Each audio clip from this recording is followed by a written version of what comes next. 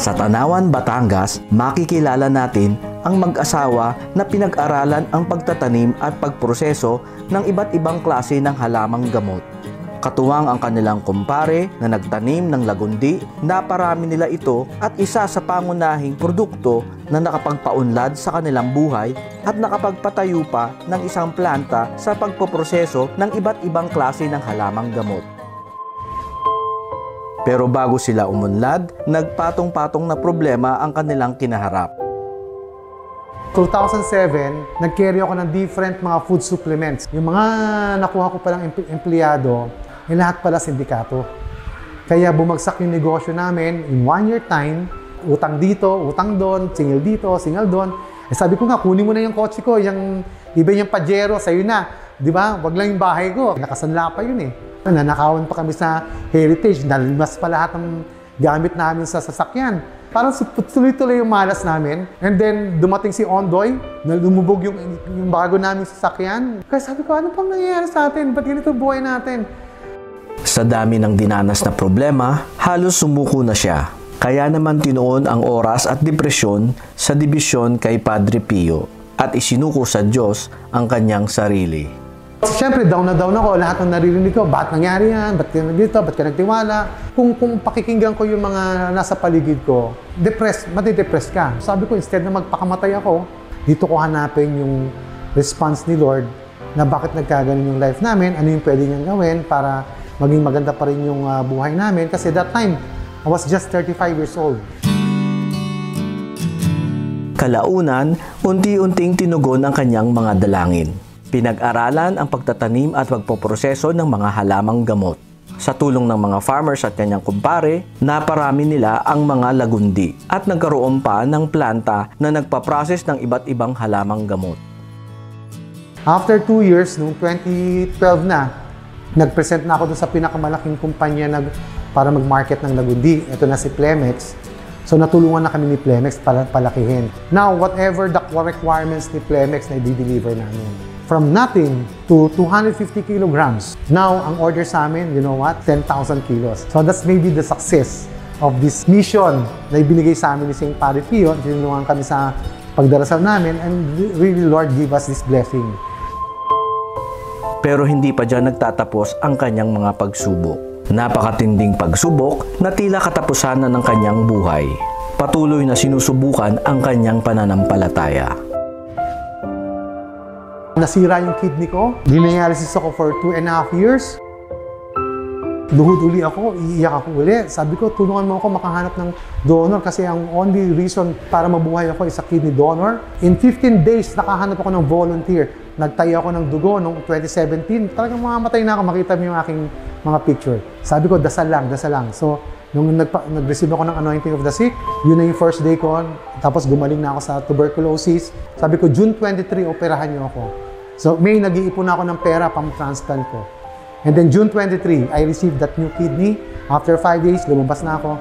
So, because of dasal, I have life. May misyon pa pala siya na makakatulong sa buhay ng iba.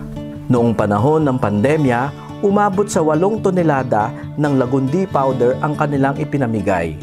At ito'y nakatulong na makarecover ang maraming COVID patients. During the pandemic po, marami po din po kayong mga pamahagian. No?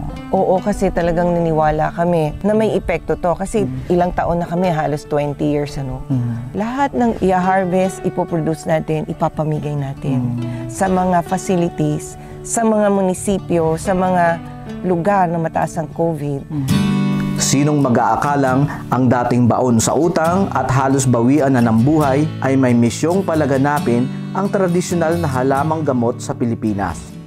Nang dahil sa pananim na lagundi, sa utang ay nakabawi, nakapagbigay lunas pa sa mga taong may COVID noong panahon ng pandemya.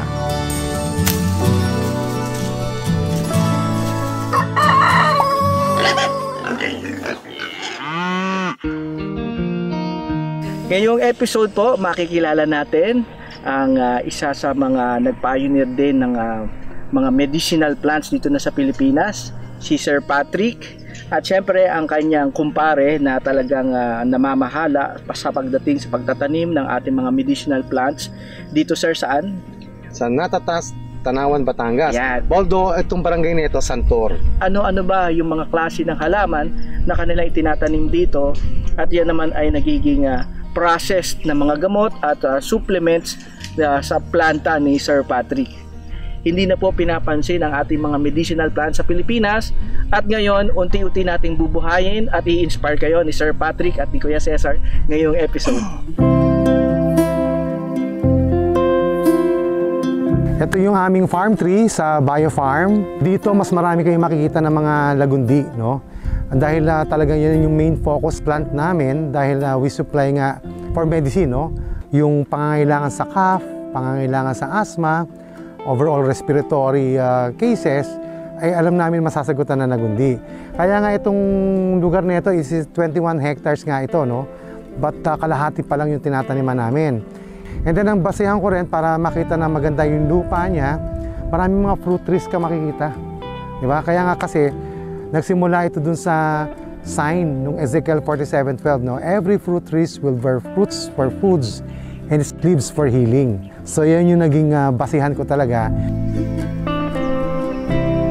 Ako si Arsenio Cesar Petso, farmers ng Binhi Company. Ang first step namin ay siyempre linis ng tataniman lupa. Sunod noon, i-cultivate para maluwag ang ugat ng lagundi.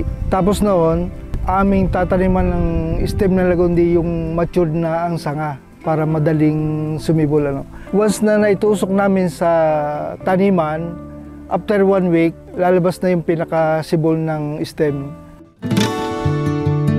Bawal kasi ang fertilizer eh.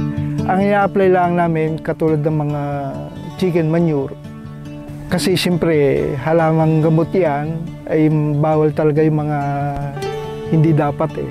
Nakita ko sa lagundi parang ayaw na insekto kasi sa una medyo mapait ang leaves. Pero pag nag-mature na ayaw na rin niya kaya magandang gamot sa tao eh. Hindi man inaatake ng anumang hayop. Dito sa ating nakita sa ating dinanan, magaganda naman ang pagka-leaves nila. Simula sa puno, pagkasibol niyan, talagang dapat laging malinis hanggang sa iyong harvestin. Ay hindi namin pinadaramenda mo kasi baka matalo ang buhay ng lagundi, kaya dapat malinis talaga. Ang lagundi, once na established na ugat, pwede na walang tubig, walang diligan. Basta tumungtong sa 4 months, matibay na kahit anong panahon. Anong espasyo? Ang ibig sabihin ng pagitan, para hindi mahirapan ng paglilinis. Sa dadaan? O, paglilinis. Pero yung pagitan naman ng planting niya sa 1 by 1 yan. 1 by 1, 1 meter para hindi maglaban ng ugat at makakuha ng nutrients. Oo. Ayan. At ito naman dito, kasya isang tao sa pagitan. Kasi ginagamit namin grass cutter. Grass cutter, mas madali. O mas madaling linisan, maintenance. Hindi namin pinalalaki kasi mahirap sa mga farmers lalo na sa mag-harvest pagka tumaas. Kung talagang papabayaan mo, kaya niyan, mga kapantay ng nyug na yan. Nasa 20 years na kaming nagtatanim, wala naman ako nakikita malaki. Kuya Cesar, namumulaklak din pala ang Oo. Sign ng matured na ang leaves, pwede nang harvestin pagka may flower na ganito. May bulaklak na. Ang ganda ng bulaklak, kung tutusin, no? Oo. Kulay blue. Nasa 4 months na ito. 4 months. Ready to harvest na.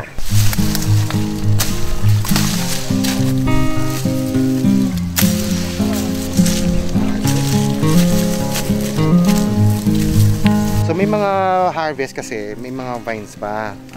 Kaya talagang iniisa-isa yung mga gaya nito, di ba? Hindi siya kasama. Kasi mare-reject yung ating mga plants. So ito, basta importante, minsan bago mag-harvest, pinapatay muna yung mga weeds, no? Na sumama. And then once na okay, kasi matured na lahat yung mga stem na yan eh. No, ano pong part ng harvest ang kinukuha ninyo? Basta from that matured tree, yung matured plants ng lagundi, So kinakat na nila lahat 'yan, no? Yun. And then ang mga sinasama lang talaga diyan itong mga matured leaves na 'yan. Matured leaves. Oo. Yung talbos, Yung talbos, pwede mo isama pa rin, pero kumbaga yung kanyang benefits hindi masyado sa talbos eh. dapat sa matured. Oo, dapat doon sa mature. Kaya ang hawak mo diyan pag ganyan, yan. Ayun, so hindi may sasama yung talbos, yun lang ang gagawin mo doon.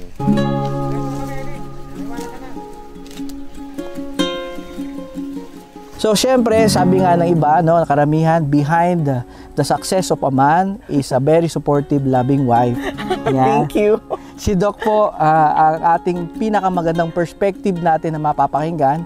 Kung hindi niyo po nalalaman, si Sir Patrick at ang kanyang asawa po ay nasa medical field. Si Sir Patrick, ano pong field? He graduated medical technology sa Yan. University of Santo Tomas, UST. Yan, UST. And nako, nag-top siya sa board namin Ayun, no? noon.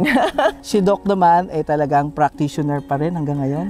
Oh, yan na yung ating charity. Yan. Yeah, ang anak namin, doktor din. Ayan. Pagdating sa modern medicine, ang gamit ng mga lagundi. Sa modern medicine, matagal na ang lagundi as a very effective bronchodilator. Yung nagpapaluwag ng daluyan ng hangin. Okay. Kaya very effective sa mga may asthma. Di ba yung may asthma, no? Nagwiwi sila, hindi makahinga. Ang lagundi, yan ang gamot na natural for asthma. Ayan. At nakakakita tayo ng mga pasyente, talaga nag-i-improve sila, no? Minus the side effect. Kasi yung mga gamot na anti-asthma, may mga side effect yan, nanginginig yung pasyente, nagpa-palpitate. Ito, wala. Ayan. So kaya lang, ang maganda pa, no, as compared to other herbal plants, no, pinag-aralan. Kaya alam natin sa Pilipinas, ang dose na gagamitin natin ay 600 milligrams. Ayan. Yan. Dapat. Para sa matatanda. At 15 milligrams per kilogram body weight para sa mga bata. So, very scientific.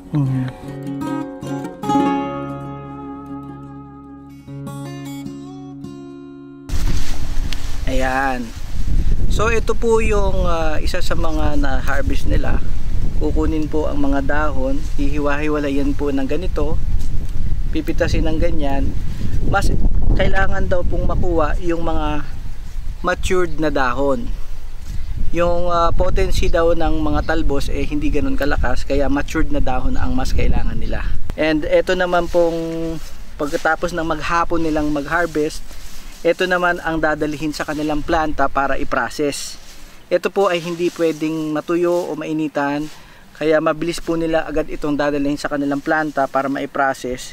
At ito ay magkakaroon pa sila ng sorting. So may mga naliligaw na mga ganitong mga ibang damo, tatanggalin po yan, itatapon yung mga dumi, at saka naman po nila ito ipaproseso para maging kanilang mga gamot o supplements din.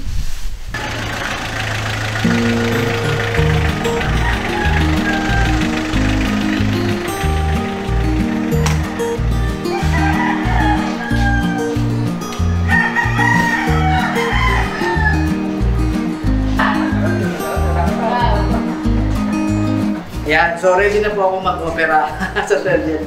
So ito po ang kanilang disinfection area. Bago po kayo pumasok doon sa kanilang start ng processing, ay kailangan maghugas ng kamay. At meron din po silang ozonation process na nililinis po yung hangin bago po sila mag-start. So dito po nag-uumpisa yung kanilang processing. Pagkagaling po sa farm, dadalhin po dito. Tapos kailangan po nilang gawin yung mga standard procedure sa disinfection. Magsuot po ng tamang attire para sa kanilang pag-iingat na maging malinis po, no, at hindi po kontaminado. Pagkagaling po sa labas, papasok dito, isosort nila yan, and then saka naman nila mag-umpisang ugasan. Bago makamit ang kanilang pag-unlad, paano nga ba sila nagsimula? Noong una ay halos walang direksyon ng kanyang buhay at patong-patong pa ang mga problema. 2007, nag-carry ako ng different mga food supplements. Yung mga nakuha ko palang empleyado, lahat pala sindikato. Kaya bumagsak yung negosyo namin in 1 year time. Utang dito, utang doon, singil dito, singil doon. Sabi ko nga, kunin mo na yung kotse ko, yung iba yung Pajero, sa'yo na. Di ba? Wag lang yung bahay ko. Nakasanla pa yun eh. Nanakawan pa kami sa Heritage. Nalimas pa lahat ng gamit namin sa sasakyan. Parang tuloy-tuloy yung malas namin. And then, dumating si Ondoy, na lumubog yung bago namin sasakyan. Kaya sabi ko, ano pang nangyayari sa atin? Ba't ganito buhay natin? Sa dami ng dinanas na problema, halos sumuko na siya. Kaya naman tinuon ang oras at depresyon sa dibisyon kay Padre Pio at isinuko sa Diyos ang kanyang sarili. Siyempre, down na down ako. Lahat ng naririnig ko, bakit nangyari yan? Ba't ka nandito? Ba't ka nagtiwala? Kung pakikinggan ko yung mga nasa paligid ko, matidepress ka. Sabi ko, instead na magpakamatay ako, dito ko hanapin yung response ni Lord na bakit nagkaganon yung life namin, ano yung pwede niyang gawin para maging maganda pa rin yung buhay namin. Kasi that time, I was just 35 years old. Kalaunan, unti-unting tinugon ang kanyang mga dalangin. Pinag-aralan ang pagtatanim at pagpoproseso ng mga halamang gamot. Sa tulong ng mga farmers at kanyang kumpare, naparami nila ang mga lagundi at nagkaroon pa ng planta na nagpaprocess ng iba't ibang halamang gamot. After 2 years, noong 2012 na, nag-present na ako doon sa pinakamalaking kumpanya para mag-market ng lagundi. Ito na si Plemex. So natulungan na kami ni Plemex para palakihin. Now, whatever the requirements ni Plemex na i-deliver namin. From nothing to 250 kilograms. Now, ang order sa amin, you know what? 10,000 kilos. So that's maybe the success of this mission na ibinigay sa amin ni St. Padre Pio. Tinulungan kami sa pagdarasal namin and really, Lord, give us this blessing. Pero hindi pa dyan nagtatapos ang kanyang mga pagsubok. Napakatinding pagsubok na tila katapusan na ng kanyang buhay. Patuloy na sinusubukan ang kanyang pananampalataya. Nasira yung kidney ko. Dinalisis ako for 2.5 years. Luhod uli ako, iiyak ako uli. Sabi ko, tulungan mo ako makahanap ng donor kasi ang only reason para mabuhay ako is a kidney donor. In 15 days, nakahanap ako ng volunteer. Nagtayo ako ng dugo noong 2017. Talagang mamamatay na ako, makita mo yung aking mga picture. Sabi ko, dasal lang, dasal lang. So, nung nag-receive ako ng anointing of the sick, yun na yung first day ko. Tapos gumaling na ako sa tuberculosis. Sabi ko, June 23, operahan niyo ako. So, May, nag-iipon na ako ng pera pang-transplant ko. And then June 23, I received that new kidney. After 5 days, lumabas na ako. So, because of dasal, I have life. Pero kung makikita nyo ako ngayon, yung life ko noon, 60 kilograms lang ako. Bumagsak yung katawan ko. Pero ang life ko before, 120 kilograms. So, that's another test, no? Because hindi pa tapos yung mission ko nga na maipasa itong lagundi. At yung pala, after 2017, 2020, eto na, pandemya na. So, doon na sinagot ni Lord kung bakit mo kailangan itanim ang lagundi dito sa Pilipinas. May misyon pa pala siya na makakatulong sa buhay ng iba. Noong panahon ng pandemya, umabot sa 8 tonelada ng lagundi powder ang kanilang ipinamigay. At ito'y nakatulong na makarecover ang maraming COVID patients. During the pandemic po, marami po din po kayong mga pamahagian. No? Oo, kasi talagang niniwala kami na may epekto to. Kasi ilang taon na kami, halos 20 years. Lahat ng i-harvest, ipoproduce natin, ipapamigay natin sa mga facilities, sa mga munisipyo, sa mga lugar na mataas ang COVID. So kasama namin ang Red Cross, kasama namin ang mga konsehal ng bayan. Pumunta kami sa mga mayor, kay Mayor Vico Soto, kay Mayor Lani Mercado, kila Mayor Nieto ng Cainta. Nagpunta kami sa Batangas, nagpadala rin kami sa Cebu, sa Tacloban. Almost all over the Philippines na. Hindi kasi 4 na tonelada yung pinamigay. Naging 8 tonelada. Oh, wow. Process na yan. Nakasako-sako na siya yung paper pack. Sinong mag-aakalang ang dating baon sa utang at patong-patong ang problema at halos bawian na ng buhay ay may misyon pa pala. At hanggang sa ngayon, patuloy na lumalago ang kanyang negosyo at patuloy na nakakatulong na makapagbigay ng trabaho sa kanilang komunidad at aktibo sa mga charitable works ng Lions Club. Kung maniniwala tayo sa halamang gamot, mapapababa natin yung cost ng mga Western medicine. Dahil hindi lahat ng tao sa Pilipinas can afford to buy those medicine, lalo na kung maintenance medicine na yan. So bakit hindi natin payamanin itong mga halamang gamot? Dahil ang unang mga matutulungan natin are rural farmers. Yung mga mahihirap nating mga kababayan na talagang sa lupa lang umaasa para magkaroon ng income. Yeah, so agree ba kayo sa agree? Agree sa agree. Pare, agree sa agree. Agree sa agree. Yeah.